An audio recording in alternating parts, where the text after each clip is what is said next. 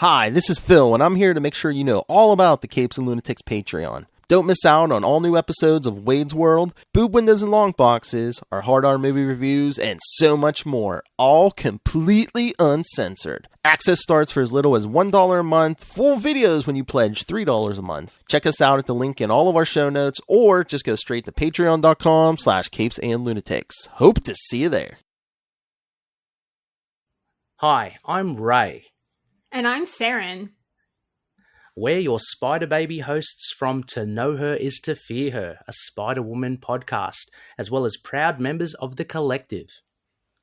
You're listening to Capes and Lunatics Sidekicks. Enjoy the show.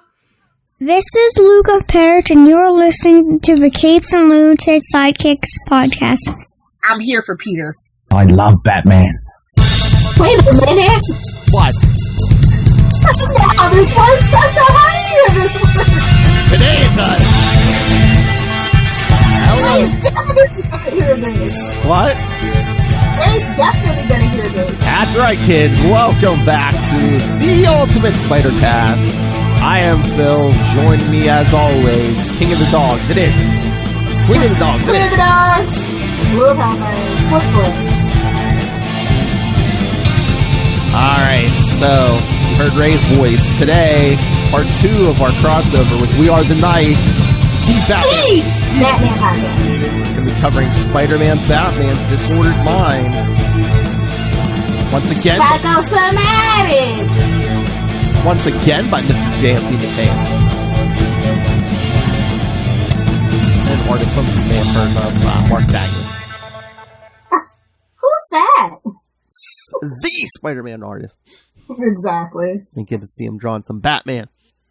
And I thought maybe after that we could talk the new issue of Miles Morales that came out this week. Great minds think alike. I read it this morning before I left. Good job. Alright, so should we get into Spider-Man and Batman? Yeah, but just a quick note, quick random nonsense.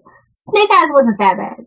Okay. I expected worse. Okay. But my expectations were super low, and they barely met them, so it wasn't that bad. I mean, there's something there. It's just, it's on the line. It could go either way.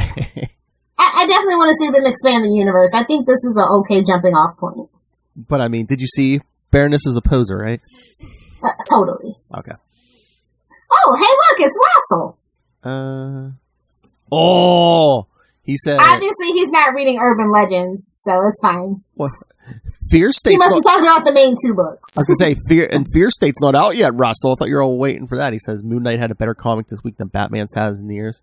Why? Because Moon Knight. The main books, I won't argue with you. But the side books? Why? You're missing out if you're not reading the side books. Why? Because Moon Knight's in therapy and Batman should be. And that's the kicker. Yep. But to get to this whipping issue.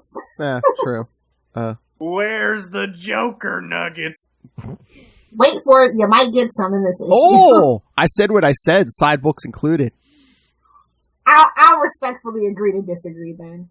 I said what I said. Urban Legends is amazing. I said what I said. Get it? Amazing Spider-Man podcast? Okay, Kona. Matt Kona can suck it. Oh, starting out salty this morning. Jeez. Suck it. I'm with the king of petty. Gotta be, bro. I said what I said. Sir, Lilith Hellfire invented I said what I said. Well, everybody... Oh, don't even... That's a whole nother topic. I will meet you on Facebook, sir. What? The Masters of the Universe thing? I'm a toxic fan. He did. I heard what he did, Russell. How dare Kevin Smith. All right. Kill our childhood. We're not talking Daredevil. Don't need to bring him up. Or Masters of the Universe. All right, so Spider-Man, Batman, Disordered Minds. I have to know the story behind this, bro. Hey, supposedly we're talking to Mr. D. Mateus in November. Keep that in mind. Make sure you put that on the list. Okay. How the hell did this happen? Or both of them. He wrote the other Batman. Exactly. It's like he pitched it to both. Hey, man, you still doing those crossovers? Great, more of them crossovers. That's what people are going to be saying after the What If series. I'm just saying. Hey, well.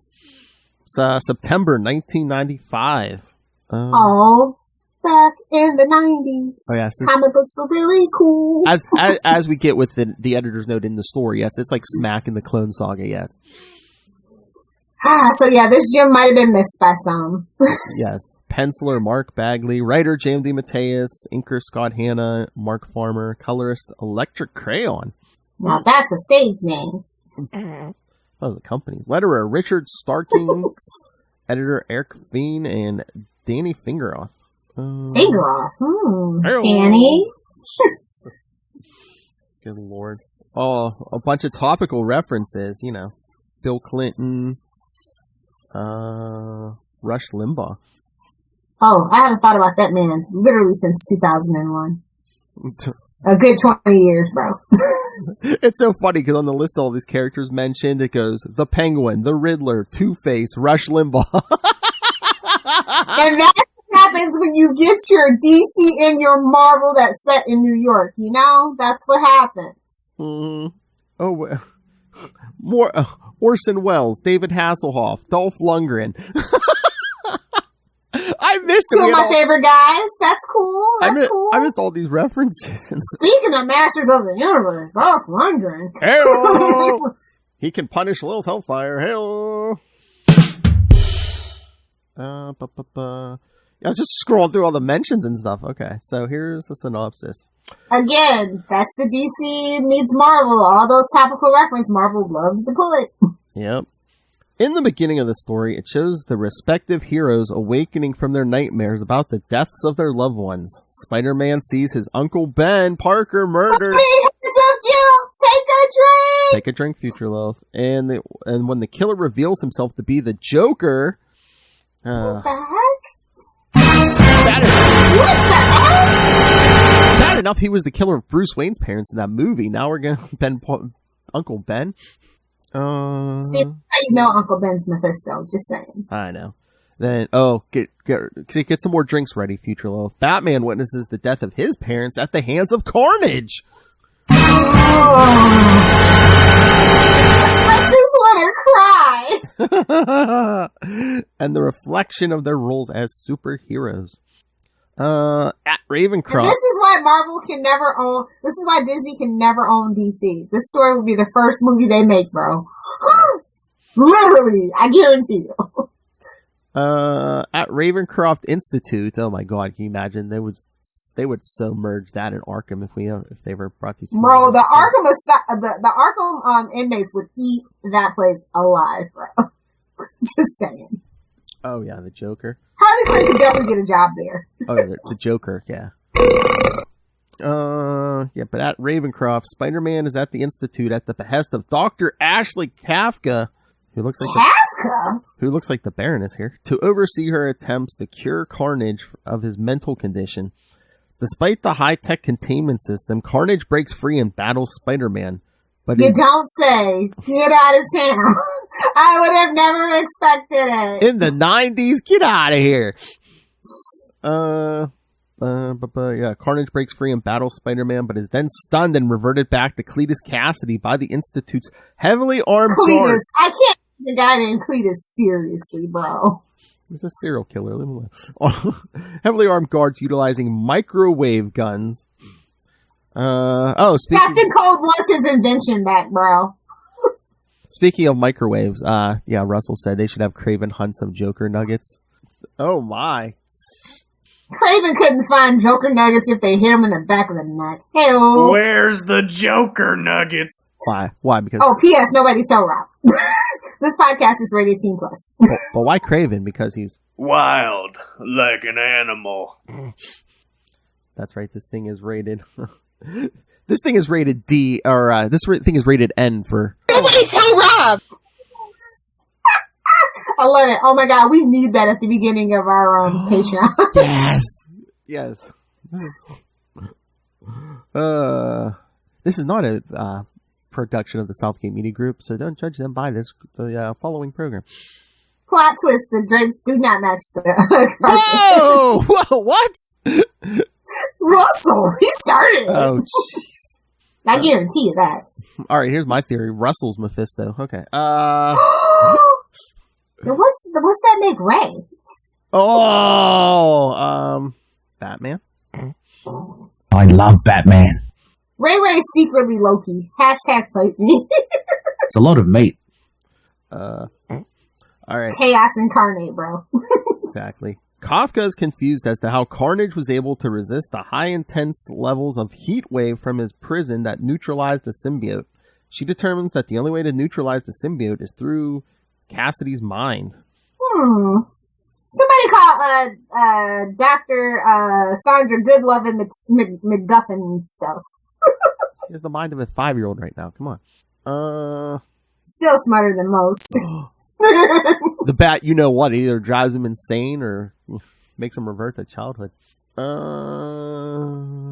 Spider-Man and Kafka are then greeted by Cassandra Breyer, a behavioral psychologist appointed by a congressional committee, because that always works, to deal with people such as Cassidy.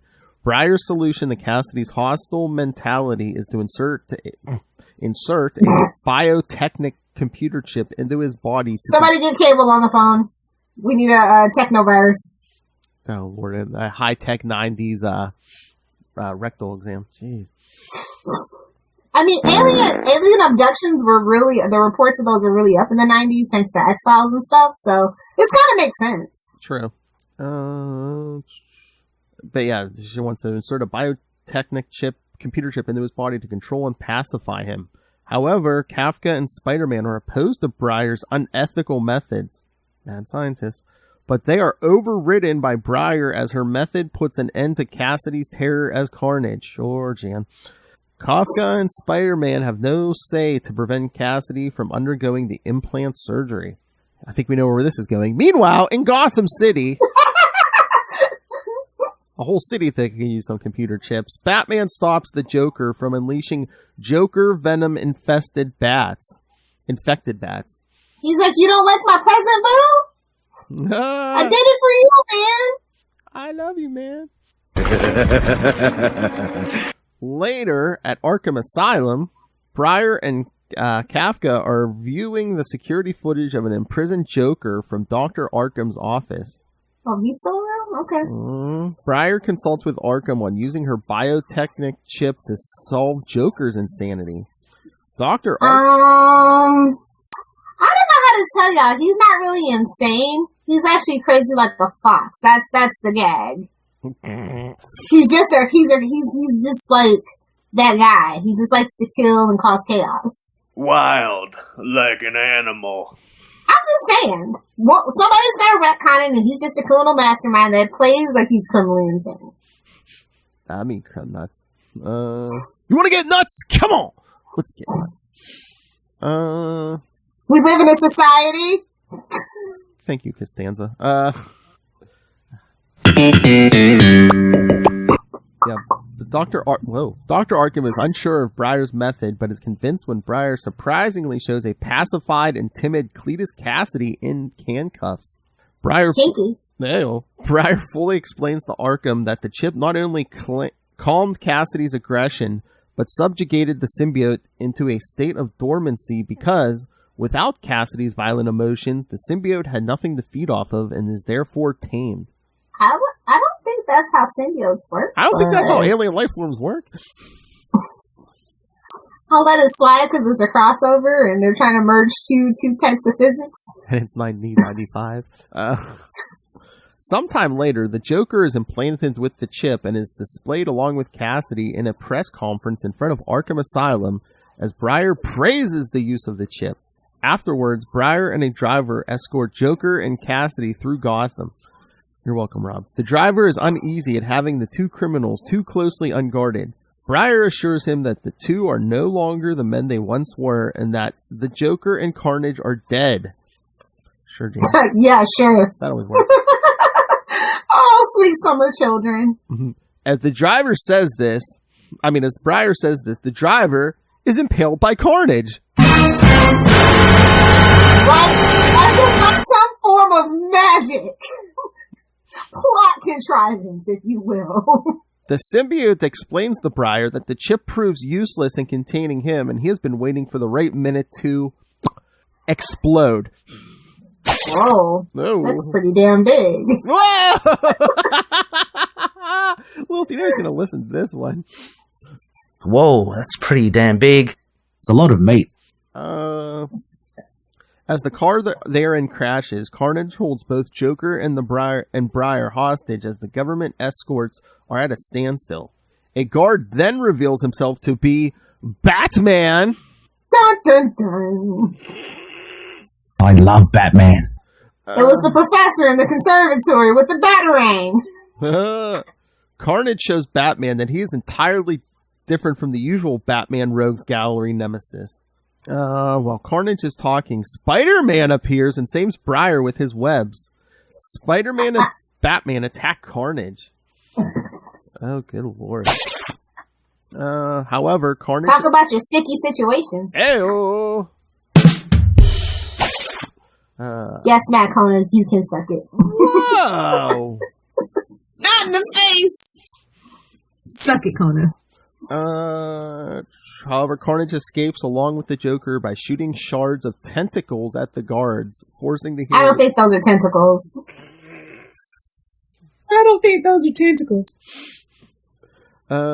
Forcing the heroes to delay and tend their wounds. Bomb chicka wow wow. Whoa. Later, Batman tells Spider-Man to stop helping and leave the city. Yeah, you're only making it worse, bro. Literally. Spider-Man protests to him that he only wants to help, but Batman states again that he doesn't need or want his help and then leaves. Screw you guys. I'm going out. You're wearing bright colors, but will you take a bullet for me? Nice. It's like your suit could use a little yellow, buddy. Hello. At a warehouse, Carnage manages to destroy the biotechnic chip within the Joker, allowing him to be who he was again. Carnage then proposes that he and the Joker should work together. The Joker agrees. Chaos.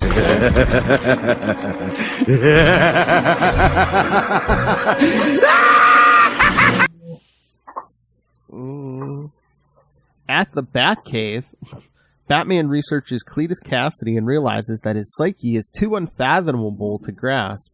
Batman then decides to leave to pick up something after implicitly disrespecting Alfred's finger sandwiches. He was having a butler party, don't ask. Hey-oh! Oh, his finger sandwiches mean something else. I'm sure it's British for something else. That's a nice way of saying something. Apples and pears, bro. Apples and pears. Well, old Alfred makes the comment about picking up a Happy Meal. Remember, this was 1995, kids. Batman Forever. Product placement. Yep. Meanwhile, Spider-Man swings across Gotham City and stops an insane mugger from murdering a woman, and is then greeted by Batman in his Batmobile, who beckons him to come with him. No, Spider-Man. I mean, if wait a minute. I mean, if you're gonna get on the guy's good side, stopping a mugging in a dark alley in Gotham is the way to do it, you know? Especially if they have a small child with them. I was gonna say, the only better way is if she would have had a small child with her. At Joker's hideout in an abandoned theater, the Clown Prince of Crime explains to Carnage his plan of implanting his Joker virus in hundreds of Joker in the boxes to be given. Get it? Nah, he's not a Jack. He's a Joker, bud.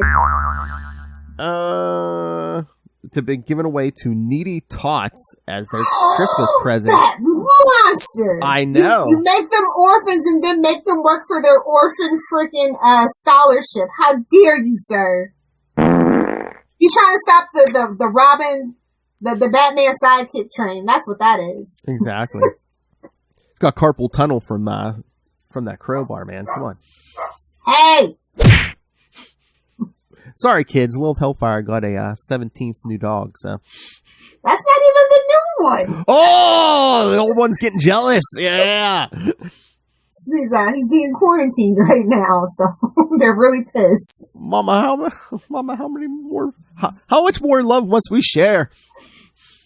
However, Carnage argues against the Joker's scheme as stupid and prefers the more direct motive of mass murdering people in the most horrific ways. I mean, to be fair, that's my preferred method as well. Wow! It's just more functional.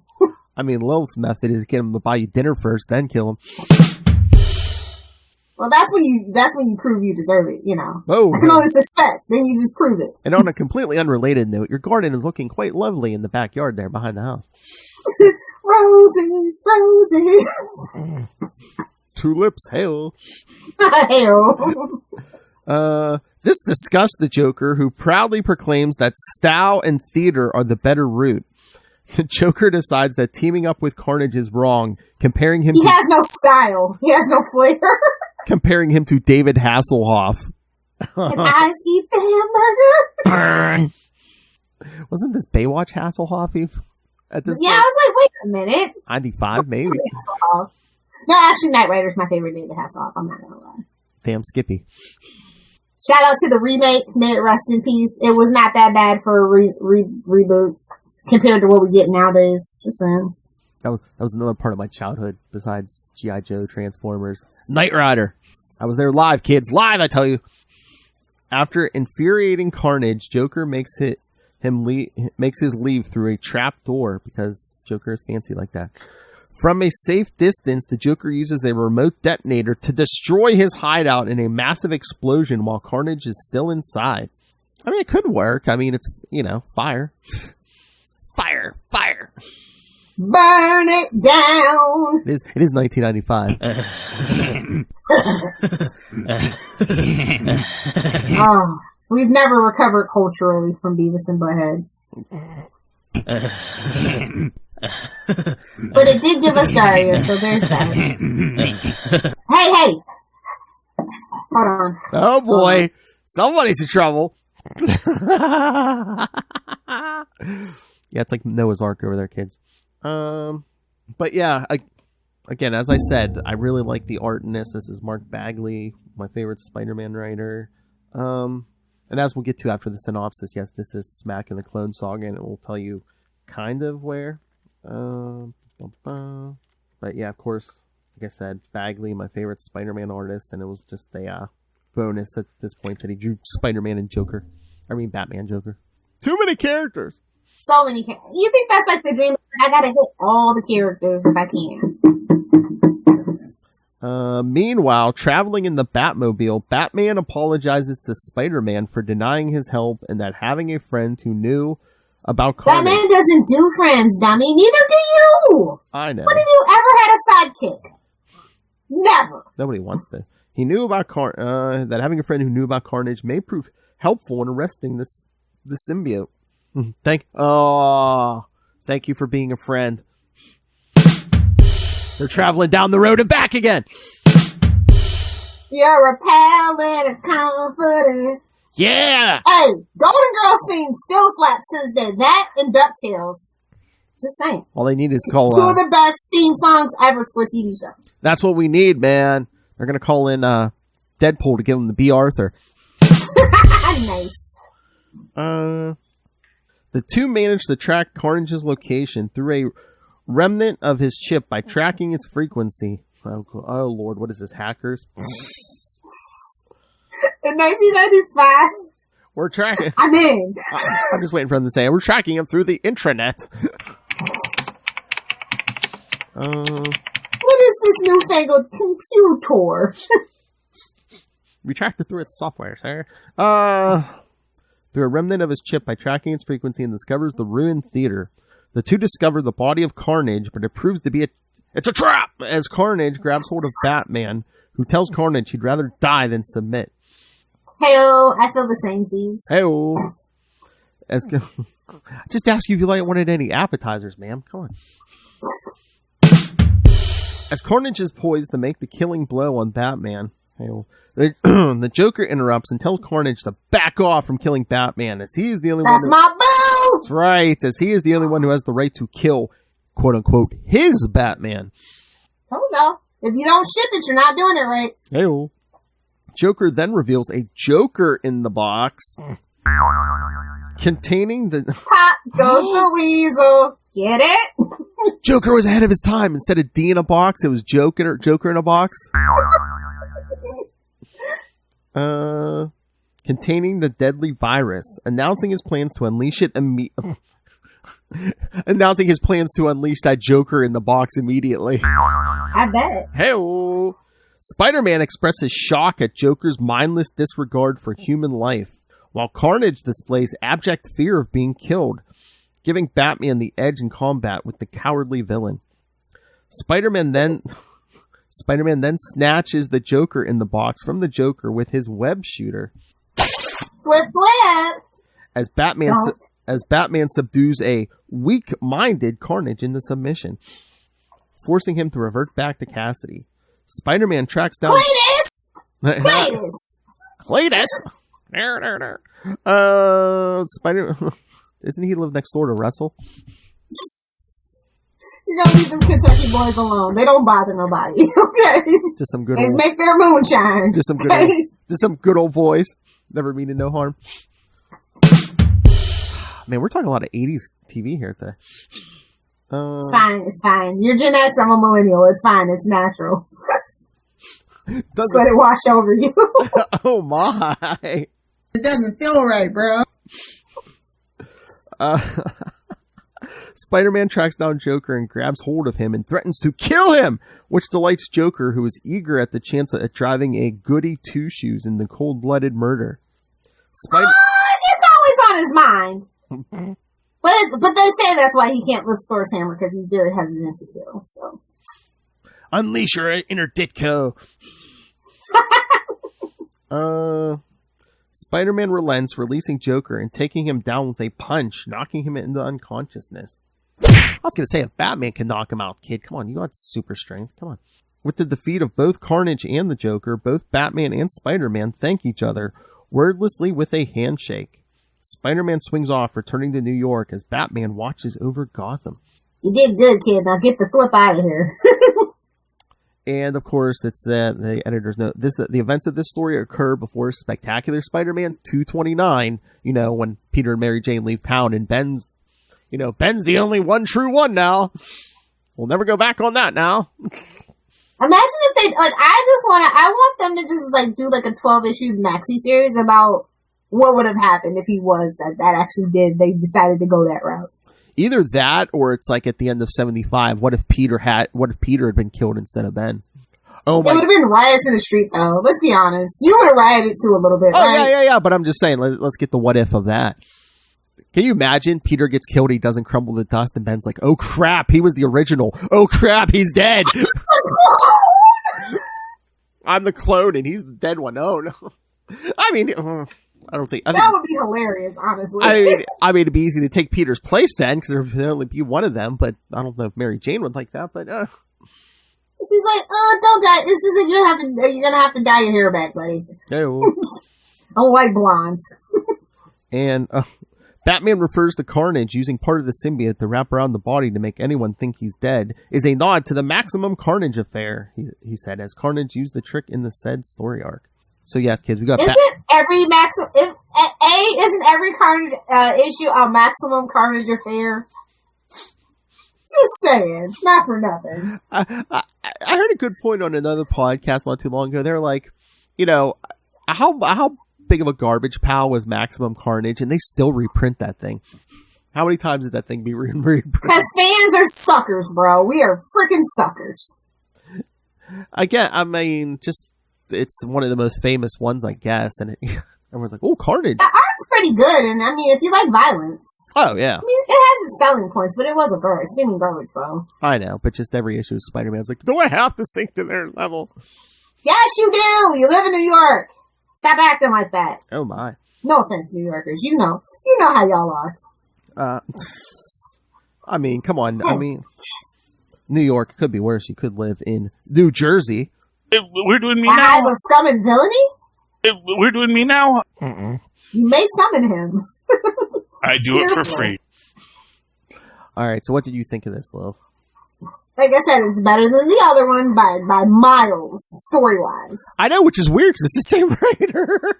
Well, I feel like DC had editorial mandates, where I feel like Marvel might have pitched this one specifically, and so this was kind of like a passion project, and this was just kind of like the other book was kind of like the follow-up cash grab of it all for DC. And do you think because it was 2 years later, bro? Like usually they don't come out that far apart. So. And do you think these two villains were better than the other two? Oh, absolutely. Yeah. I mean, I mean, I would have preferred if it actually just wasn't Carnage. It was just Cletus's crazy behind. Like, that would have been a true matchup. Because the symbiote, like, honestly, holds Cassidy back. Let's just be honest about that. So I think that it would have been interesting if it was actually just Cletus Cassidy without the symbiote. But they still did a good job. I mean, Carnage is going to be Carnage. Carnage is going to do what Carnage wants to do. Yes, Carnage. But the confrontation scenes are pretty great. Oh yeah, definitely. I'm gonna do what I want to do. And all the background scenery, they didn't miss a beat on anything. I really appreciated that. Oh yeah, and again, it's Bagley art, so yeah. Yeah, solid B+ for me. Ooh. Because it would never be an A because this is just a straight up cash grab, but it's a solid story, great art. I just have a bone with why it exists. You know? Well, if we're gonna do, you know. I would have preferred Spider-Man and Superman, just to be honest. Well, I think this one was and some of the other ones were kind of like a lead up to Marvel vs. DC, because I think that was like, was that the year later? Yeah.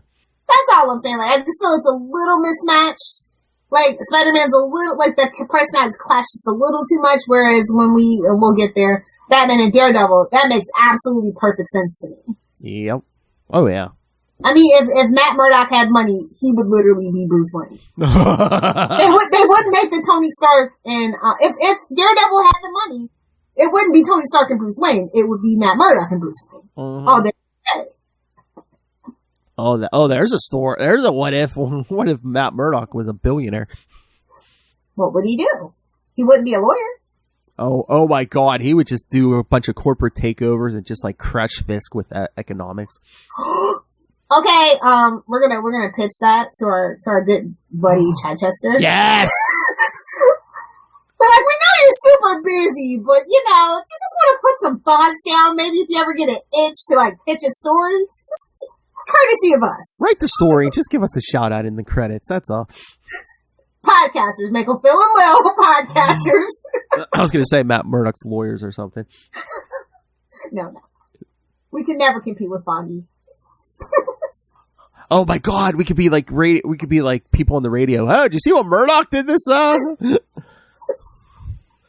heads, because that's all we are. Oh yeah, remind me. We have to pitch that to Chichester. Definitely. Which we will next time we talk to him. We're going to be talking about one of those Daredevil Batman stories. So spoilers. Exactly. All right.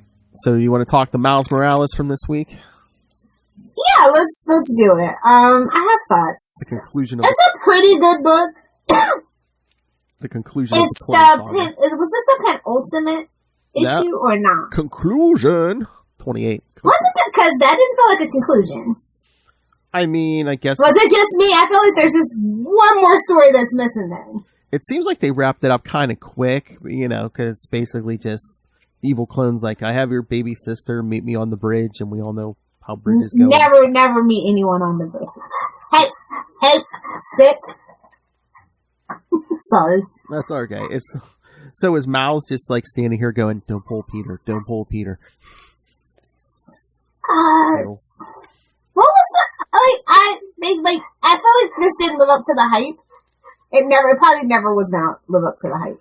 I mean, look how big the other Clone Saga was, and this was what, like 4 issues, maybe? That's what, like, is this really the end, or is this like a MacGuffin? And then this is going to secretly be going on in the background, because you can't just call it the Clone Saga, and it's not really a saga. I know. Well, do you know what I mean? I know. Well, the one survives, you know, Shift, and Charlie was all obsessed with, like, what's these colors coming out of him? You don't want to know, buddy. Bad Mexican? I don't know. But no, because he was like, does Miles have organic web shooters? Maybe that's an offshoot of that. I'm like, no, I don't think he has organic web shooters, dude. We don't do that. We don't do that here anymore. Even though I'm okay with it. I said a Venom Blast. That's it. Come on, buddy. Get out of there. Okay, hold on. Sorry. Okay. He's tabled.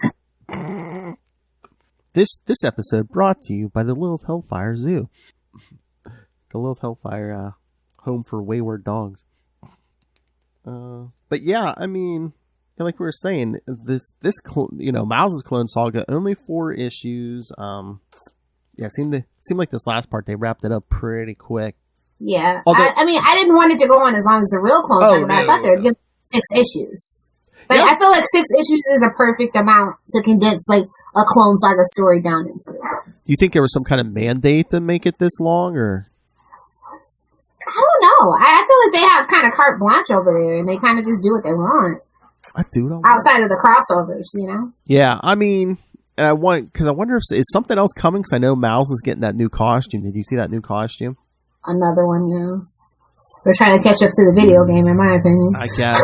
But I don't like it. It's like the baggy sweats look, and I don't like it. I mean, I guess because he's a black teen, he's got to have some swagger. I don't know. I don't get it either. It's not very practical crime fighting wise. I'm just saying. Exactly. You know, what do you there's a reason. Well, Halloween's right around the corner, buddy. You know, we need some merch. I guess, but I'm like, you know. Which, honestly, that's just the way that I see it. I don't even take it personal because I know we'll be back to the classic suit 3 to 4 issues later. You know what I mean? Yeah. Just like they did in the other book. It was like, okay, there's that. I mean, I get it if they wanted to do something that wasn't as similar to Peter's. I get it, but it's like the baggy sweats look. I'm like, no. I'm like, there's a reason these people wear skin tight suits, you know. He'll find out. I guess that's the plot twist. He'll find out. Maybe. You can't go doing your newfangled ways, kids. Some of the classics are tried and true for a reason. True. Like I said, just take a skin tight and make it your own look. Even more so. It's kind of hard to do with spandex. Everybody looks alike. It's like Talia al Ghul and Black Cat and Catwoman. They all wear, black suits with malfunctioning zippers. I know. You can only do so much. And I would assume they would. But they might be trying to appeal to Gen Z, because the Gen Z kids, they don't like the skinny jeans. It's a whole thing. They don't like the skinny jeans or middle parts. And I guess they don't want to stray too far from the Spider-Man look because, it's a brand. Yeah, exactly. But like I said, Halloween's around the corner. Gotta sell some merch. Let's try something different. That's all. Like, you have to see it from a business point of view every now and then, too. Yeah. So is Saladin Ahmed new toys, new Funkos. Oh, okay. Oh, or you can get the exclusive DLC. Like, we just patched this in, pay $4.99 for the new suit or whatever. You know what I mean? It's all just one big machine. I'm sure. I wonder if it'll show up in Into the Spider-Verse too. Also, I think they're already done with that. Are they? I don't know. I don't know. What's going on. They had the whole pandemic. I mean, most of it's just voice acting. Yeah, they should. Yeah. But yeah, is Saladin Ahmed staying on this book? Because I know he's one of the people joining that brain trust on Amazing Spider-Man after Nick Spencer leaves. Yeah. So cool. Maybe we'll get some. Maybe we'll get some Ben Reilly and Miles Morales crossover. That's what I was kind of hoping when you name it that and you hear that Ben's coming. You would think that there would be like some crumbs or something, but I feel like he could be a better mentor than Peter. There, I said it. Don't tell the boys. Don't tell the Scarlet Pimps. I said anything nice about Ben. I'll murder you. Although that might be interesting if there was some friction between the two, just Ben like, I'm not Peter, I just feel like they would actually relate a lot better. Oh, probably. Peter kind of like, I don't know, he's got too much emotional baggage. True. Oh, yeah, those two would be like, yeah, I'm sick of being in Peter's shadow. Oh, me too. Exactly. It's kind of like Into the Spider-Verse. Like, the first Peter was kind of, Ben, okay, there I said it. Ben is the sweatpants Peter. I said it. I'm sorry. Don't be mad. even though the one who died was the blonde one. Okay. Exactly, but no, he has the sweatpants attitude. That's the what if. Yeah, he turned into sweatpants Peter from Into the Spider-Verse. So what did you think about the Clone Saga overall? Well, Miles' Clone Saga.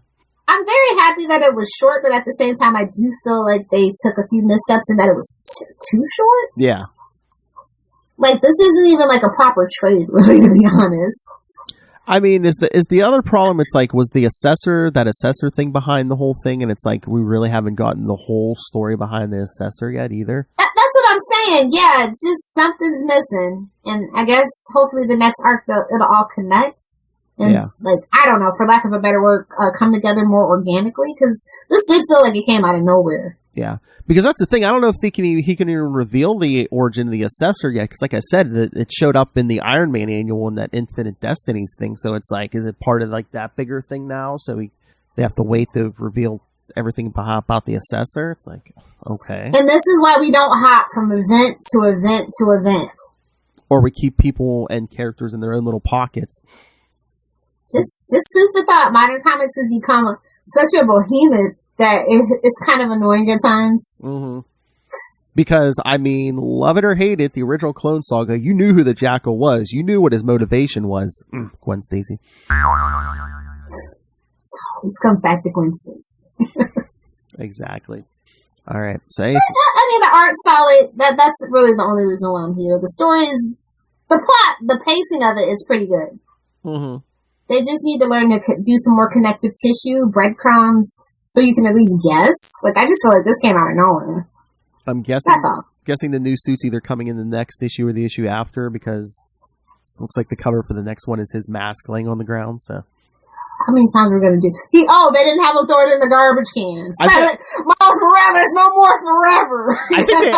I think they already pulled that cover. Did they do that already? I feel like they did that one already. I did that. It might have been in the Ultimate Universe or something, but yeah, I think they already did. Yeah, I think it was. They already did the trash can thing with him. Yeah. This guy is nothing like Peter, but yet we get the trash can cover, we get the clone wait saga. a minute, I saw this already. Like, kid, you're 14, calm down. He's not Spider-Man. He's not like Peter. He has his parents. He has a baby sister. Although Peter arguably might have a baby sister. That chameleon? Exactly. Robot? Clone? All right, deep dive. That chameleon? Oh, nice. I understood that reference. Scroll way down for that one. I can't wait till we can get together safely. Exactly. So 2024 it is. I was going to say, man, I want to try to get a big group together. Yeah, Kristen. Yeah, Will. Yeah, Kona. Yeah, Rob Southgate, I need to kiss the ring. He makes you travel to Chicago to kiss the ring. Sorry to break it to you, buddy. You have to take vacation. Someday I may come to you for a favor. Yes, Rob, I'll add it. All right. Was that the only Spider book this week? I think so, yeah. Because I was going. I knew my stack felt light. Hey-oh. I mean, there was. Don't pick up Extreme Carnage. By the way, that is. I told you, terrible. I'm not. Too much event fatigue. I'm not doing it. Yeah, that was like the only Spider book. I mean, I had a bunch on my list, but I think that was the only Spider-Man thing. Yeah, I had that, Moon Knight. I did get Extreme Carnage, but that was thrown in for free. And Marauders for Marvel stuff. I did get Marauders. Are you enjoying it still? Yeah. I told you, sometimes you just gotta turn your brain off and have fun. And then there's still strong leadership, and, we're not stuck on Krakoa, so. Yeah. And X-Men. It has its merits. And X-Men Legends #5 with Peter David's X Factor. Oh yeah, I haven't read that yet. Is it good? It's good. Yeah, I mean it's continued, of course, but yeah, I mean it's good. Okay. Even tells you exactly where it takes place, right after X Factor 75. Was it a yellow box? What? Did they tell you in a yellow box? I'm trying to remember. It was like on one of the first pages. It's just like this takes place between. Yeah. That's what we really need back. Mm-hmm. Oh, of course, I got Guardians of the Galaxy #16. Quasar was in it. I was gonna say why, and that was a must-be Quasar. Before I even could get it out, I'm like, oh, okay, yeah, that makes sense. Why did I get Guardians of the Galaxy 25? I don't know. What about our Quasar podcast, The Quantum Zone? Are you guys doing an issue on that? What about our Quasar podcast? I mean, unless we do one eventually, but I mean, we did the 13 issues 13, 14, and 15 as the annual. No, I told you, Matt. It might not be till the winter now, but Matt Cohn is planning the quarterly annual podcast. So. Oh, that sounds like super fun. For Patreon. Oh, Patreon. He wants to get a little wild. Matt Kona Uncensored. Oh, boy. We send him a keg of beer. Talking about effing Tom Brady. Oh, no, he's down. He's down in Tampa. Lilith's going to be the one effing him. Never. Oh, did you pick He doesn't exist to me, buddy. Him and Grump can get the hell out of Tampa as far as I'm concerned. Did you pick up Blue and Gold #1 for DC? Oh, yeah, I did. We didn't get a chance to talk about it. We didn't get a chance to talk about much. Yeah, no, it was good. I liked it. Well, there were some big glaring things. Snake Eyes dropped, He-Man dropped. I'm a Toxic fan, but I already knew that. Moon Knight and between Charlie and Ray, it's all we covered on Capes. that's all we really needed. Those were the big topics. Mm-hmm. Who's really checking for blue and gold besides us nerds? I know. I enjoyed it, though. Yeah, all we talked about was Moon Knight. Sounds like a plan, Jan. Channeling our inner Ray Ray. Oh, man, he put out like 2-ish episodes on issue 1. Did he? Him and Rebecca were talking about it, and then I think I haven't listened to the second one yet, but it's like all like the feed. He must have got a ton of feedback. Oh, okay. So they were going through the feedback, I guess. Including me. Must be nice. You're a fan of Phil. There's Phil feedback. You're a fan of Capes and Lunatics. Send us some damn feedback. Even if your name isn't Russell or Ray, send some feedback. That's right. Come on, Soshin. I haven't heard from you in 100 years. Come on. On that note, we should probably give the kids their homework. All right. So next week, we'll be back to our Hulk stories. Hulk smash. Because next week, Web of Spider-Man 69 and 70. And in 2 weeks, Amazing Spider-Man 381 and 382, Professor Hulk, drawn by Mark Bagley. It's almost like Phil has a fetish. Hey, which one? And then of course, again, we wrap up the month with that issue that shall go down in infamy. Scarlet Spider Unlimited #1. Jackal History, High Evolutionary. Yeah, you might want to smoke a doobie. Have fun. Yeah, I was going to say, have fun smoking doobies. Oh my. And then we'll surprise Lilith Hellfire with some stuff in September. Well, since we're doing some X-Men stuff on Comic Capers, we're going to do at least 2 episodes of Spider-Man and X-Men team-ups on over here. Oh, okay. I'm always down for that. Even though they're always cash grabs, they're still fun. I tried to do 2 that had Storm in there somewhere, so. Okay. That's fine. Storm Timber. That's right. All right, kids. So yes, lots of stuff coming. Send us your thoughts. Email us, capesandlunatics@gmail.com, or call the voicemail 614-382-2737. That's 614-38-CAPES. And you can please follow Ultimate Spider-Cast on Facebook, Twitter. Go join our Facebook fan group, Web of Spider-Man. We're at 1.5 thousand members. Come on. We must surpass into the night. Find links to this. I just need 6,900 likes. That's all. That's all I'm asking for, guys. Come on. Yeah. So yes, go join our Facebook fan group. Join the YouTube. Go subscribe to the YouTube channel. Watch Lilith Hellfire wrestle some dogs. When you see this dog, you'll see. Oh my! Send pictures. All right. So links to the Patreon. Like we said, more and more stuff happening there. Links to merch, all in one place. That's Linktree, linktr.ee/capesandlunatics. And please support our sponsors, which are the Southgate Media Group. Go to southgatemediagroup.com. Support the mothership. And Rob Southgate begs and pleads, please, also, while you're subscribing to our YouTube channel, go subscribe to the Southgate Media Group YouTube channel. Go subscribe to the Southgate Media Group Patreon. There's free content there. There's paid content. And for a nice, handy one-time payment, go pick up Pod Life the book. Now in digital and paperback. Whoa. You said handy. Yeah. And you could pick that up on Amazon. And when you pick up anything on Amazon, that book, somebody's picking up Funkos or doggy chew toys, use the link for Southgate Media Group right down there in the show notes. Help us support this show, the network, and that insane man that not even a microchip can help, Rob Master Doom Southgate. Make it rain, so says Master Doom. What did you say? Come on, Phil, say Gotham. Go back and look at my history. Mark my words. Lilith. If you nerds want to hang out with me on the interwebs, find me on Twitter @Lilith Hellfire, on Instagram @Lilith Hellfire69, and of course, over on TikTok, making comments and not content @Lilith Hellfire69. Duh. Smash it. Get there from all sides. All right, kids. So, thank you for joining us.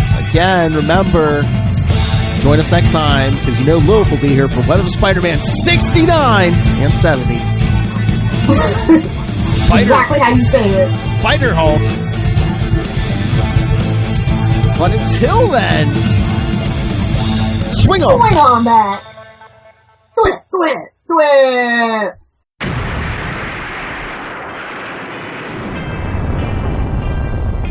I am Connor from the House of L. And I am Ray from the House of Zod.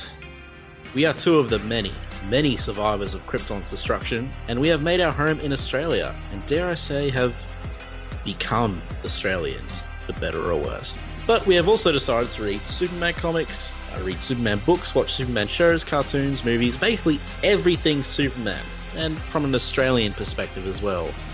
Whether you're a seasoned fan, like me, or whether you are coming in fresh, wide-eyed and wanting to learn more like me, then this podcast is for you.